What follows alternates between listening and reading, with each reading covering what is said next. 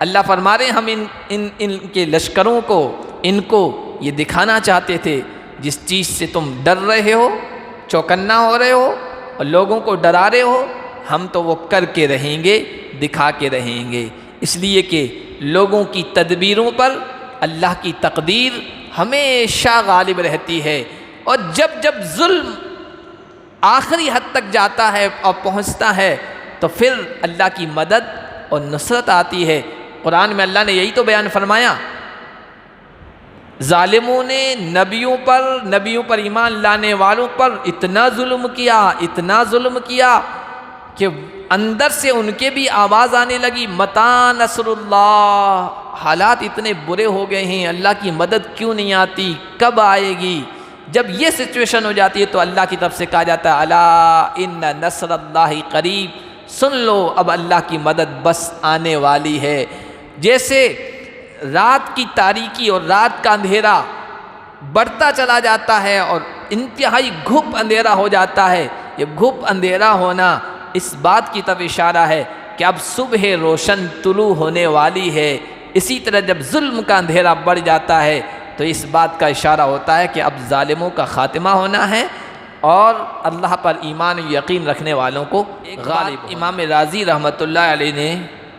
بڑی عمدہ کہی ہے کہ ان حروف کے کیا معنی ہیں اللہ ہی جانتا ہے، لیکن جن سورتوں کے شروع میں حروف مقطعات آئے، تاسیم میم، تاسین، قاف، اسی طرح دوسرے اس طرح کے حروف آئے ہیں، ان صورتوں کے اندر آپ اگر غور و فکر کریں گے تو پتہ چلے گا کہ اللہ کی طاقت، اللہ کی قدرت، اللہ کی عظمت، اللہ کی کبریائی اور اس کی بڑائی، مغروروں کے غرور کو توڑنا، سرکشوں کی سرکشی کو ختم کرنا، ظالموں اور جابروں کا بھیانک انجام اور دنیا سے ان کو ملیا میٹ کرنا، ختم کرنا، جہاں جن صورتوں میں اس طرح کا ذکر آیا ہے ان کے شروع میں اس طرح کے حروف مقطعات آئے، جس سے اندازہ ہوتا ہے کہ ان کے معنی تو ہیں کچھ، اور معنی میں بھی اللہ کی قدرت ہے، اللہ کی قدرت کی کاریگری ہے، اللہ کی عظمت ہے، لیکن امت کو نہیں بتائے گئے۔ اس صورت میں بھی آپ دیکھیں گے فرعون کی سرکشی اور اس کے ڈبائے جانے کا واقعہ ہے، قارون کے غرور، تکبر، اکڑ اور پھر اس کے مال و دولت کو ختم کیے جانے کا تذکرہ ہے۔ آج کے درس کا آغاز ہم اللہ کے فضل و کرم سے سورہ قصص سے کر رہے۔ سورہ قصص مکی صورت ہے، 88 اس میں آیات ہیں، 9 رکوع ہیں۔ اس کا نام قصص اس لیے رکھا گیا کہ اس میں فرعون، قارون، حامان، بنی اسرائیل کے واقعات بیان کیے گئے ہیں۔ قصص کے معنی آتے ہیں قصہ، واقعہ۔ قرآن کریم میں پچھلی قوموں کے اور پچھلے انبیاء کے واقعات عبرت اور نصیحت کے لیے بیان کیے گئے ہیں۔ اس صورت کے اندر حضرت موسیٰ علیہ السلام کا واقعہ کچھ تفصیل کے ساتھ بڑے نرالے انداز میں بیان ہوا ہے۔ اسی طرح قارون کا واقعہ بھی، نام تو قرآن کریم میں کئی جگہ آیا ہے لیکن اس کا واقعہ تفصیل کے ساتھ، پوری ڈیٹیل کے ساتھ اسی صورت میں بیان ہوا ہے۔ صورت جو شروع ہو رہی ہے وہ طاسیم میم کے الفاظ، ان کو حروف مقطعات کہتے ہیں، اور قرآن کریم میں ان کے رکھنے کا کیا مقصد ہے، اس کے بارے میں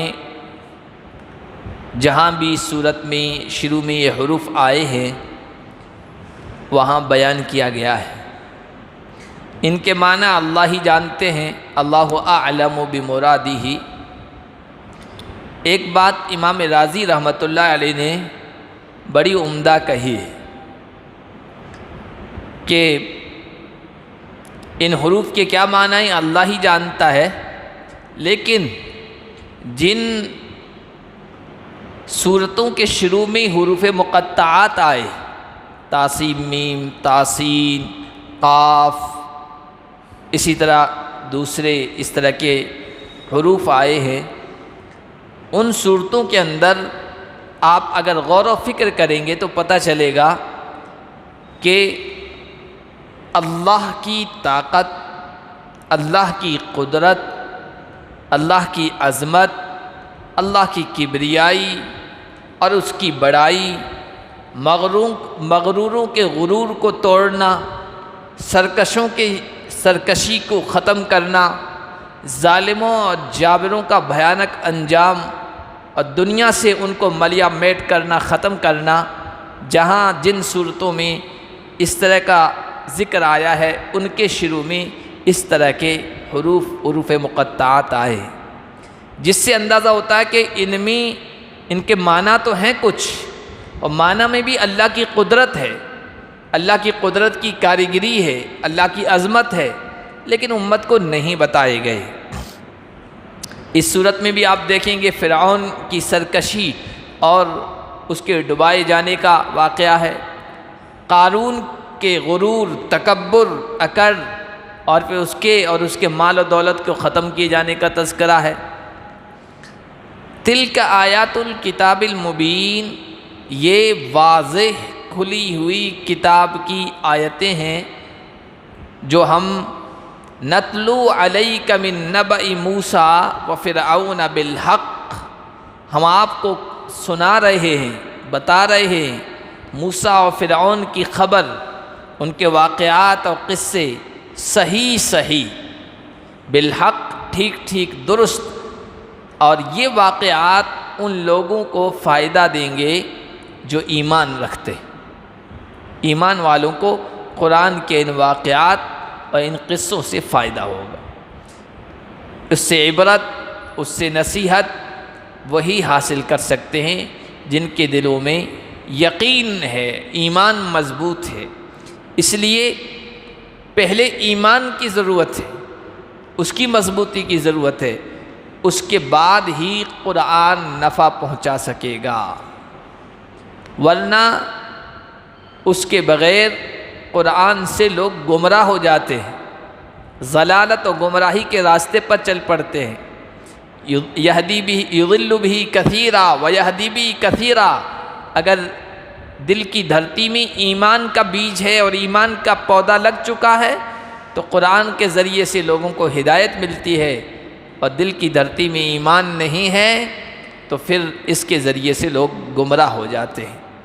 تو ایمان کی محنت ضروری ہے، اس لیے صحابہ کرام یہ کہتے ہیں نا، تعلمنا الایمان ثم تعلمنا القرآن، ہم نے پہلے ایمان سیکھا پھر ہم نے قرآن سیکھا، اس لیے کہ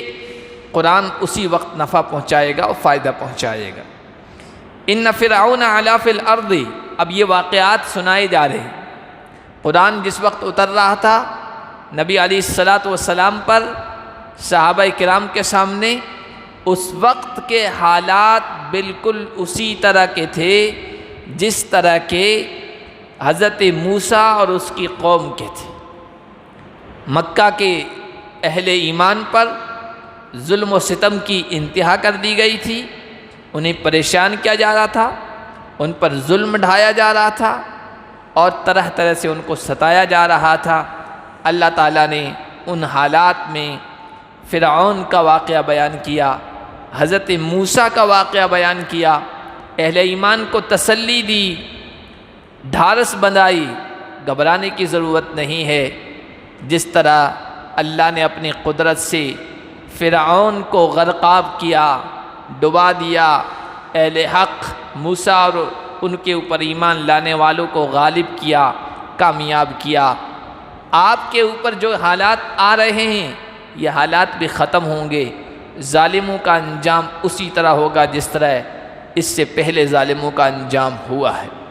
اور اللہ نے یہ قرآن میں واقعات رکھ دیے اس لیے کہ اس امت کے داعیوں، اس امت کے دین حق کی دعوت دینے والوں کو وہی حالات پیش آئیں گے جو موسیٰ علیہ السلام کے ساتھ پیش آئے ہیں، اور انہی بھی ظالموں اور جابروں اور سرکشوں، متکبروں، مغروروں کی طرف سے انہی حالات کا سامنا کرنا پڑے گا، انہی آزمائشوں سے گزرنا پڑے گا جس طرح حضرت موسیٰ اور ان کی قوم گزرے ہیں۔ اس لیے تسلی دی گئی ہے ہر زمانے کے دین کی دعوت دینے والوں کو، اللہ کا کلمہ کا جھنڈا لے کر اٹھنے والوں کو، کہ گھبرانے کی ضرورت نہیں ہے، ظالموں کا انجام ہمیشہ برا ہوتا ہے۔ والعاقبۃ للمتقین، اس سورت کے آخر رکوع میں آ رہا ہے، انجام اچھا ہمیشہ متقیوں کا، اللہ سے ڈرنے والوں کا اور اہل حق کا ہوتا ہے۔ ان فرعون علا فی الارض، فرعون نے زمین میں بڑی سرکشی کی تھی، ظلم کیا تھا۔ وجعل اہلہا شیعا، اور زمین والوں کو گروہوں میں بانٹ دیا تھا۔ ہر زمانے کا جو ظالم ہوتا ہے، متکبر ہوتا ہے، ڈکٹیٹر ہوتا ہے، مغرور بادشاہ اور حکمراں ہوتا ہے، اس کی حکمرانی کا انداز یہی ہوتا ہے کہ وہ آپس میں لوگوں کو لڑاتا ہے، اختلاف ڈالتا ہے۔ ڈیوائیڈ اینڈ رول کی جو پالیسی ہے، لڑاؤ اور حکومت کرو، اختلاف ڈالو اور حکومت کرو، سماجوں کے درمیان ذات پات کے مسائل اٹھا کر، دھرم کے مذہب کے مسائل اٹھا کر ایک دوسرے کے سلسلے میں خوف میں مبتلا کرو، ڈراؤ۔ اگر آپ لوگ ایسا نہیں کرو گے یہ غالب آ جائیں گے، ایسا نہیں کرو گے تو یہ 2047 کا پلان آ گیا ہے اور یہ ہو جائے گا اور وہ ہو جائے گا۔ آج ہم جن حالات سے گزر رہے ہیں گویا قرآن تازہ بتازہ اتر رہا ہے اور ہماری رہنمائی کر رہا ہے۔ آج اہل حق، اہل ایمان کن حالات سے گزر رہے ہیں؟ یہی فرعون والی پالیسی آج بھی اختیار کی جا رہی۔ ایک مشہور پروفیسر اور دانشور گزرا ہے کوئی برطانیہ میں، کوئی بڑی یونیورسٹی کا پروفیسر تھا، اس نے ایک بڑی کتاب لکھی ہے۔ اس میں اس نے لکھا ہے کہ آج سیاست میں کامیابی کا راز یہی ہے کہ لوگوں اور قوموں کے درمیان لڑانے کا فن آپ کو آنا چاہیے، پھر آپ کی جیت پکی ہے، فتح پکی ہے۔ کوئی ایسا ایشوز اٹھانا چاہیے جس میں لوگ ایک دوسرے کے سلسلے میں خوف میں مبتلا ہو جائیں، ڈر میں مبتلا ہو جائیں، رعب میں مبتلا ہو جائیں۔ اگر ہم نے ان کو نہیں جتایا تو یہ غالب آ جائیں گے اور یہ ہو جائے گا اور وہ ہو جائے گا۔ اور اس نے لکھا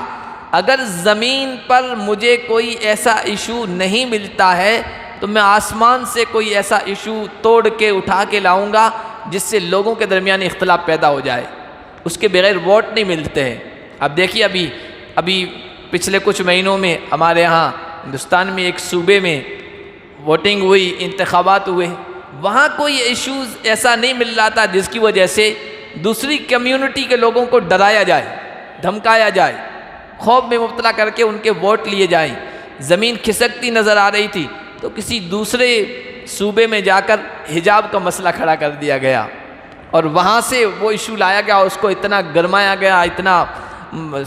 یہ کیا گیا کہ مقصد حاصل ہو گیا۔ یہ کیا ہے؟ فرعون کی پالیسی۔ ہر زمانے کے فرعون اور ظالموں کا یہی انداز حکمرانی رہا ہے کہ لوگوں کو آپس میں لڑاؤ، رعب، آپس میں ایک دوسرے کے خوف میں مبتلا کرو اور پھر حکومت کرو۔ فرعون کیا کرتا تھا؟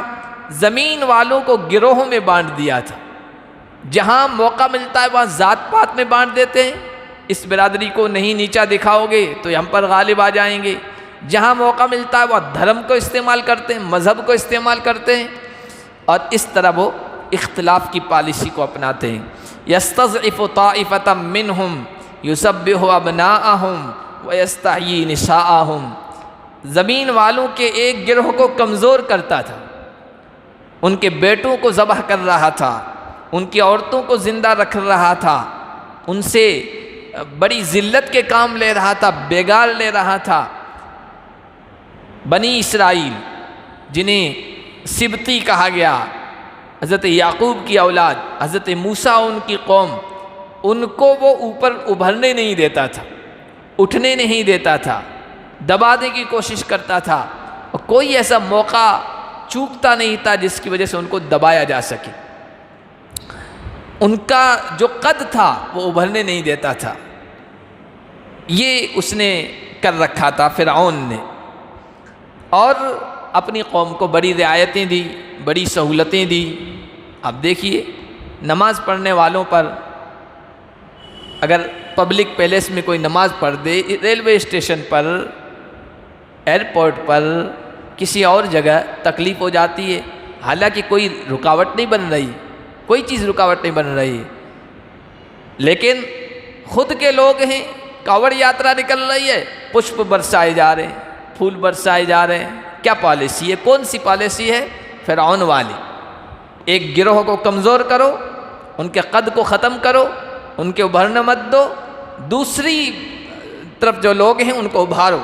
ان کو نمایاں کرو، ان کو ہر طرح کی معاراات، ان کو ہر طرح کی سہولتیں اور آسانیاں دو۔ انہو کان من المفسدین، اللہ فرماتے ہیں بے شک وہ فساد پیدا کرنے والوں میں سے تھا، وہ بگاڑ پیدا کر رہا تھا، لوگوں کو آپس میں لڑا رہا تھا۔ وَنُرِيدُ أَن نَّمُنَّ عَلَى الَّذِينَ اسْتُضْعِفُوا فِي الْأَرْضِ، اور ہم یہ چاہتے تھے کہ ہم ان لوگوں پر احسان کریں جن کو زمین میں کمزور سمجھا گیا۔ عجیب قرآن کے الفاظ ہیں۔ قرآن کو زندہ کتاب اسی لیے نہیں کہا گیا، قرآن ایک زندہ کتاب ہے، ہر زمانے میں، ہر حال میں، ہر سچویشن میں قرآن رہنمائی پیش کرتا ہے۔ ضرورت اس بات کی ہے کہ قرآن سے رہنمائی حاصل کی جائے، قرآن میں غور و فکر کیا جائے، قرآن میں گہرائی سے قرآن کا مطالعہ کیا جائے۔ تو حالات جو پیدا ہو رہے ہیں نا، جس میں ہم صرف میڈیا کی خبریں سن کر مایوس ہو جاتے ہیں، یہ کر دیا، وہ کر دیا، یہ ہو گیا، وہ ہو گیا، قرآن سے ہم رہنمائی حاصل کریں تو قرآن ہمیں امید سے بھر دیتا ہے، یقین سے بھر دیتا ہے، حوصلوں کو بڑھا دیتا ہے۔ اللہ نے یہ نہیں کہا کہ ہم نے چاہا کہ ہم مضبوط کریں کمزور سمجھے جانے والے لوگوں کو، یہ نہیں کہا۔ لفظ ایسا استعمال کیا ہے کہ وہ لفظ ہر زمانے پر فٹ بیٹھتا ہے، مضارع کا صیغہ ہے۔ نرید ان نمنا، ہم چاہتے ہیں، ہم چاہ رہے ہیں اور ہم چاہیں گے، ہمارا ارادہ اب بھی یہ ہے اور آئندہ بھی ہمارا ارادہ، ہمارا پلان اور ہمارا منصوبہ یہی رہے گا کہ جس قوم کو دبایا جا رہا ہے، جس قوم کو کمزور کیا جا رہا ہے، جس قوم پر ظلم و ستم آخری حد کو چھو رہا ہے، جس قوم کے قد کو گھٹانے کی کوشش کی جا رہی ہے، جس قوم کے بارے میں لوگوں کو ڈرایا دھمکایا جا رہا ہے کہ اگر ان کو نہیں دباؤ گے تو یہ غالب آ جائیں گے، جسے بنی اسرائیل کے بارے میں کہا جا رہا تھا۔ اللہ فرما رہے ہیں ہر زمانے میں ہم یہ کرتے ہیں، صرف بنی اسرائیل کے ساتھ نہیں کیا تھا، صرف فرعون کے ساتھ ایسا نہیں کیا تھا، ہر زمانے میں کمزوروں کو ہم اٹھائیں گے اور ظالموں کو ہم عبرت کا نشان بنائیں گے۔ اور ہم چاہتے ہیں کہ زمین میں جن کو کمزور سمجھا گیا ان کے اوپر ہم احسان کریں اور ان کو پیشوا بنائیں، امام بنائیں، مقتدا بنائیں اور ان کو وارث بنائیں۔ وارث آدمی اسی وقت بنتا ہے جو پہلے حکومت کرنے والا تھا اس کو ختم کر دیا جائے، اس کا معاملہ نمٹا دیا جائے، تب جا کے وہ تخت پر بیٹھے گا۔ تو ہم یہ چاہ رہے تھے کہ فرعون کو اس کے تخت سے ہٹایا جائے، اس کے تخت چھین لیا جائے، کمزوروں کو تخت پر بٹھا دیا جائے۔ اب عام طور پر انسانوں کی سوچ یہ نہیں ہوتی ہے کہ کوئی کمزور سے کمزور حکومت کا مالک بن جائے گا۔ کیوں؟ ہم اپنے دماغ سے سوچتے ہیں کہ کمزور کیسے اٹھے گا، کیسے راہ ہموار ہوگی، کیسے حکومت کے تخت تک پہنچے گا۔ لیکن اللہ کا اپنا منصوبہ ہے، اللہ کی اپنی پلاننگ ہے، اللہ کی اپنی تقدیر ہے، اور اللہ کا جب منصوبہ عمل میں آتا ہے تو عقلیں دنگ رہ جاتی ہے، حیران رہ جاتی ہیں کہ یہ کیسے ہو گیا، یہ کیسے ہو سکتا ہے۔ کوئی سوچ سکتا تھا کہ کنویں میں ڈالا جانے والا بچہ، غلام بنا کر بیچا جانے والا بچہ، مصر کے دربار میں جس کی آبرو اور عزت پر حملے ہوئے، اس کو اس الزام اور تہمت میں جیل میں ڈال دیا گیا، کئی سال تک جیل میں رہا، اور پھر اس کے بعد باعزت بری ہوا اور اس تخت کا وہ مالک بنا اور وہاں پاورفل انسان بنا۔ کوئی سوچ سکتا تھا کہ یہ بچہ آگے چل کر ایسا بھی ہو سکتا ہے؟ اور پھر اسی بچے سے تو یہ قوم بنی اسرائیل بنی ہے۔ حضرت یوسف علیہ السلام اپنے خاندان کے ساتھ مصر آئے ہیں، مصر حضرت یوسف علیہ السلام کے خاندان والے، اور یہی بڑھتے بڑھتے بڑھتے بڑھتے بنی اسرائیل بنے ہیں، جس سے فرعون کو ڈر ہو رہا تھا۔ تو اللہ کی تدبیر جب چلتی ہے تو عقلیں دنگ رہ جاتی ہے۔ تو اللہ نے فرمایا ہم یہ چاہتے ہیں کہ کمزوروں کو اوپر اٹھائیں اور زمین کا وارث بنائیں، وَنُمَكِّنَ لَهُمْ فِي الْأَرْضِ، زمین میں ان کو طاقت و قوت بخشیں۔ جب پچھلی مرتبہ یہ صورت درس میں آئی تھی، آپ حضرات میں سے بہت سارے بیٹھے ہوں گے اگر یاد ہو، اس وقت ہم نے اس کی تشریح کی تھی۔ اس وقت ویسے حالات پیش نہیں آئے تھے۔ وَنُرِيَ فِرْعَوْنَ وَحَامَانَ، اللہ فرما رہے ہیں ہم کمزوروں کو طاقت بخشنا چاہتے تھے، اور فرعون کو اور حامان کو اور ان کے لشکروں کو ہم دکھانا چاہتے تھے کہ جس چیز سے تم ڈر رہے ہو، چوکنا ہو رہے ہو کہ ایسا ہو جائے گا، ایسا نہیں کریں گے تو ایسا ہو جائے گا، وہ تو ہو کے رہے گا۔ اللہ جب چاہتا ہے تو پھر تم کتنی تدبیریں اختیار کر لو، وہ چیز ہو کے رہے گی۔ اس وقت پچھلے درس میں ہم نے کہا تھا کہ دیکھو فرعون، وقت کا فرعون، ہر زمانے کا فرعون ہوتا ہے، وقت کا فرعون امریکہ، حامان فرعون کا وزیر تھا، وہ ہاں میں ہاں ملاتے ہیں، وزیروں کا کام ہے۔ چھوٹا فرعون کہہ لیجئے برطانیہ تھا، وہ امریکہ کی ہاں میں ہاں ملا رہا تھا۔ وَجُنُودَهُمَا، ان دونوں کے لشکر، وہ سارے 56-57 ممالک جو افغانستان پر چڑھ دوڑے تھے اور ختم کرنا چاہ رہے تھے، ان کو نہیں دباؤ گے تو اسلام پوری دنیا میں غالب آ جائے گا۔ اس وقت ہم نے بتایا تھا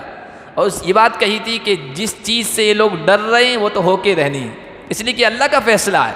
اور آج ہم جب اس صورت میں دوبارہ تفسیر میں پہنچے ہیں تو آج دنیا نے دیکھ لیا ہے کہ اللہ نے کس طرح کمزوروں کو اٹھایا، جن کے یہاں لکھنے کے لیے کاغذ نہیں، لکھنے کے لیے قلم نہیں، ڈھنگ کے رہنے کے مکانات نہیں، ان کے ذریعے سے، کمزوروں کے ذریعے سے اللہ نے سپر پاور طاقتوں کو شکست دے دی۔ ہم سنتے تھے قوم عاد کو اللہ نے اس طرح ہلاک کیا، سمود کو اس طرح، فرعون کو اس طرح، حامان کو اس طرح، قارون کو اس طرح، تو ذہنوں میں آتا تھا کہ وہ تو پچھلی داستانیں ہو گئی، قصے کہانیاں ہو گئی، اب اہل ایمان کو اللہ تعالیٰ اس طرح کیوں نہیں اٹھاتا ہے، کمزوروں کو مضبوط کیوں نہیں کرتا ہے؟ تو آج حالات اس طرح اللہ نے دکھا دیے کہ نہیں، اللہ اپنی طاقت کے ساتھ اسی طرح موجود ہے، اپنی قدرت کے ساتھ اسی طرح موجود ہے، دنیا کی ساری طاقتوں کو کمزوروں کے ذریعے سے شکست آج بھی دے سکتا ہے۔ یہ واقعات اور حالات سن کر اور دیکھ کر ایمان مضبوط ہو جاتا ہے، پختگی آ جاتی ہے، اور اہل ایمان کے دل میں یہ بات آ جاتی ہے نہیں، اللہ آج بھی اپنی قدرت کے ساتھ ہے۔ اور اہل ایمان سے لوگ کتنا ہی ڈرائیں، خوف میں مبتلا کریں، اہل ایمان کو کمزور کرنے کی کوشش کریں، ذلیل کرنے کی کوشش کریں، اور یہ حق پر اگر یہ جم جائیں اہل ایمان تو پھر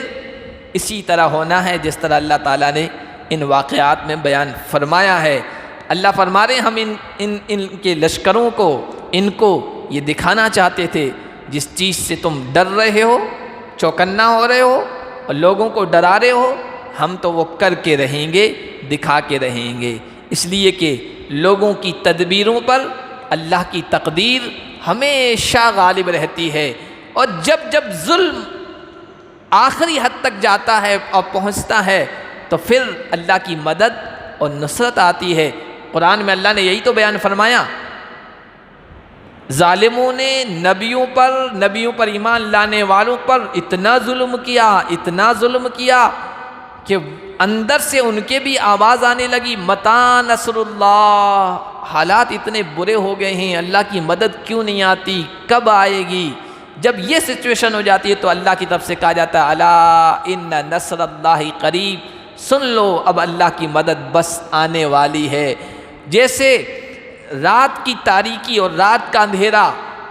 بڑھتا چلا جاتا ہے اور انتہائی گھپ اندھیرا ہو جاتا ہے، یہ گھپ اندھیرا ہونا اس بات کی طرف اشارہ ہے کہ اب صبح روشن طلوع ہونے والی ہے۔ اسی طرح جب ظلم کا اندھیرا بڑھ جاتا ہے تو اس بات کا اشارہ ہوتا ہے کہ اب ظالموں کا خاتمہ ہونا ہے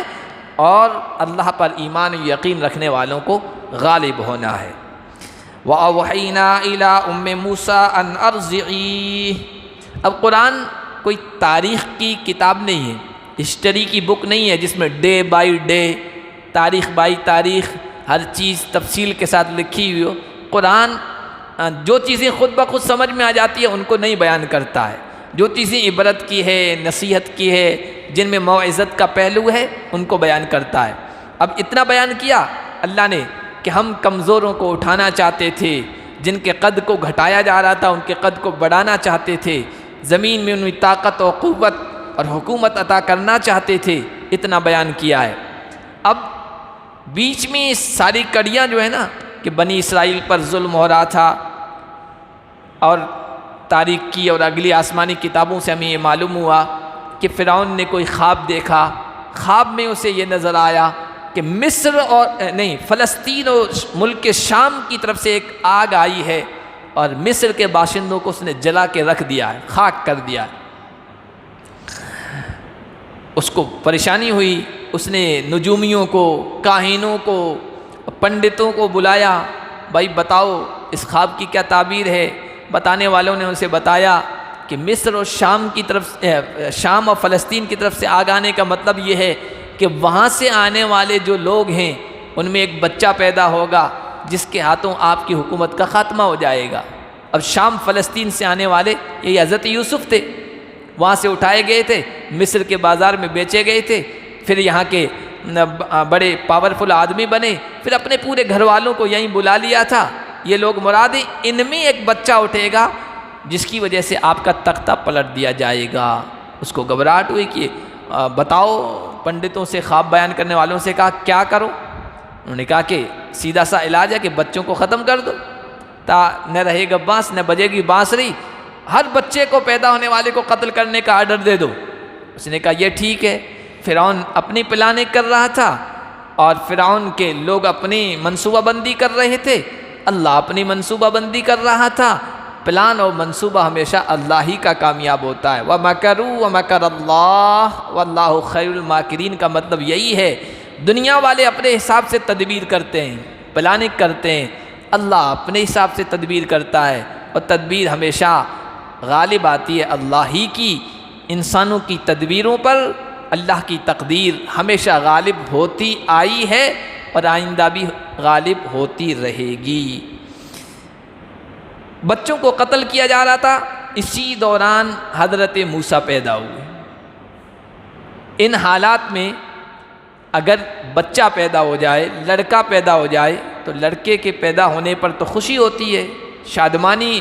کے ڈنکے بجائے جاتے ہیں، لیکن کیا صورتحال ہوگی اور گزری ہوئی ہوگی حالت حضرت موسیٰ کی والدہ پر، اس کا اندازہ آپ کر سکتے ہیں۔ بے چین ہوئی ماں، لیکن اللہ تعالیٰ نے ان کے دل میں بات ڈالی۔ وَأَوْحَيْنَا إِلَىٰ أُمِّ مُوسَىٰ أَنْ أَرْضِعِيهِ، ہم نے موسیٰ کی ماں کے دل میں یہ بات ڈالی کہ اس کو دودھ پلاتی رہنا، گھبرانا نہیں، پریشان مت ہونا، جو ہونی ہے وہ ہو کے رہے گی،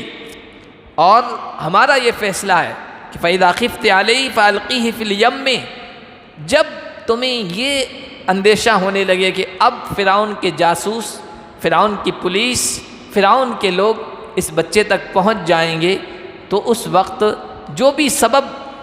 ہو وہ سبب اختیار کر کے اس کو سمندر کے اندر ڈال دے۔ وَلَا تَخَافِي وَلَا تَحْزَنِي، خوف مت کرنا، ڈرنا مت، اور جو تم نے بچے کو سمندر میں ڈال دیا ہے اس سلسلے میں غم مت کرنا کہ اب کیا ہوگا، ڈرنا نہیں، اندیشہ مت کرنا۔ اللہ تو اللہ ہے، کہتے ہیں نا کہ اللہ کا جب فیصلہ آتا ہے نا تو بظاہر حالات کی چکی کا پہیہ الٹا گھومتا ہوا نظر آتا ہے، لیکن اس کا رزلٹ اچھا ہوتا ہے۔ حالات کی چکی کا پہیہ الٹا گھومتا ہوا نظر آتا ہے، لیکن اس کا رزلٹ اچھا نکلتا ہے، رزلٹ آگے چلنے والا نکلتا ہے۔ ابھی حضرت یوسف کا واقعہ ہے نا، حضرت یوسف کا آپ دیکھیے، ہر پیش آنے والا واقعہ ایسا لگ رہا ہے چکی کیا جو پہیہ وہ الگ گھوم رہا ہے، گاڑی کا پیچھے گھوم رہا ہے، الٹا گھوم رہا ہے،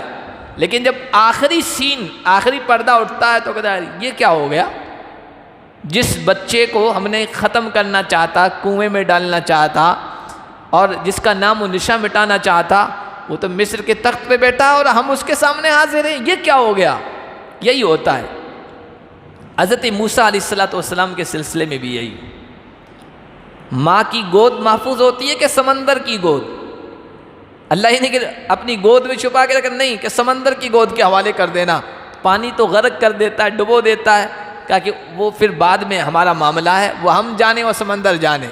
حضرت موسیٰ کی والدہ نے کشتی نما صندوق تیار کر کے جب ان کو یہ غالب یقین ہو گیا کہ اب یہاں تک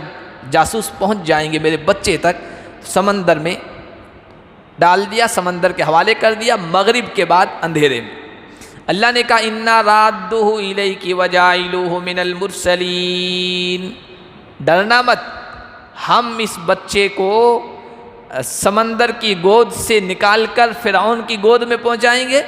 اور فرعون کی گود کے تک پہنچانے کے بعد ایسے حالات پیدا کر دیں گے کہ آپ کی گود تک واپس اس بچے کو لے کے آئیں گے، اور پھر یہ کہ بچہ لمبی عمر پائے گا، لمبی زندگی پائے گا، اور یہ رسول بھی بنے گا، کیونکہ عام طور پر رسولوں کو جو رسالت و نبوت عطا کی گئی وہ 40 سال کی عمر میں، تو اس کو لمبی عمر بھی ملے گی، یہ بھی بشارت دے دی، خوشخبری دے دی، ہم اس کو واپس لوٹائیں گے۔ پھر آگے کیا ہوا، کس طرح کے واقعات پیش آئے، وہ انشاءاللہ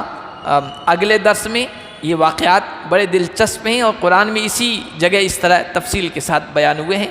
اللہ تبارک و تعالی ہم سب کو قرآن سے رہنمائی حاصل کرنے کی اور ان واقعات سے عبرت و موعظت حاصل کرنے کی توفیق عطا فرمائے۔